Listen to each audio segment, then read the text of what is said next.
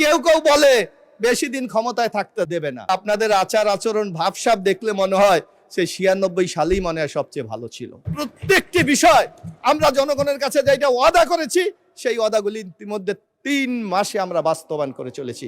কিন্তু বিরোধী দলের বক্তব্য যদি শোনেন যে বাংলাদেশটা মানে উচ্ছন্নে যাচ্ছে, ওনারা কেউ কেউ বলে বেশি দিন ক্ষমতায় থাকতে দেবে না।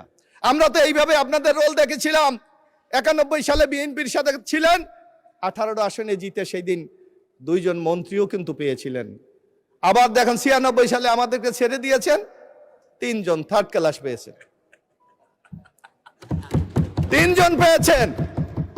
আবার এবার ইলেকশন করেছেন বিএনপির সাথে, আজকে আপনারা কিন্তু বিরোধী দলের আসন অলঙ্কৃত করেছেন। একটু চিন্তা করেন, আওয়ামী লীগের সাথে 96 সালে আন্দোলন করে আপনাদের নেতাদেরকে সম্পূর্ণভাবে প্রতিহিংসা, আপনাদেরকে রাজনীতি থেকে সরিয়ে দেওয়ার জন্য আপনাদের নেতাদেরকে কিন্তু ফাঁসি দেওয়া হয়েছিল। আমরা আপনাদের সাথে আন্দোলন করেছি, আমাদের নেত্রী বেগম খালেদা জিয়া সেই সময় কিন্তু এই প্রক্রিয়ার বিরোধিতা করেছিলেন। কিন্তু আপনাদের আচার আচরণ ভাবসাব দেখলে মনে হয় সে 96 সালেই মনে হয় সবচেয়ে ভালো ছিল। আপনাদের ভূমিকা দেখলে মনে হয় মানে 2008-এ শেখ হাসিনা ক্ষমতায় আসার পর যেমনি আপনাদের বিরুদ্ধে আমাদের বিরুদ্ধে মিথ্যা মামলা দিয়ে বাংলাদেশকে একটা রাজনীতি শূন্য করতে চেয়েছিল, সেই প্রক্রিয়ায় মনে আপনাদের কাছে ভালো ছিল।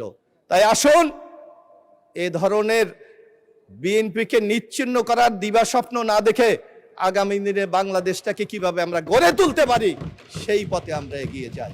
মাননীয় স্পিকার, আপনাদের এই সংসদের দীর্ঘদিন সংসদ সদস্য ছিলেন।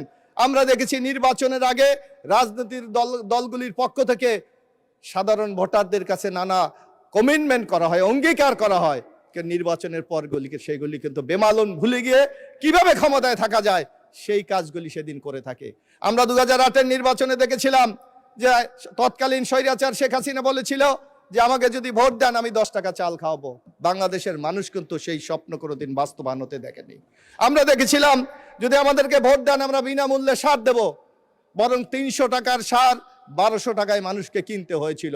আমরা বলেছিল ঘরে ঘরে চাকরি হয় নাই, কিন্তু আমাদের নেতা তারেক রহমান বলেছে আমি ফ্যামিলি কার্ড করব।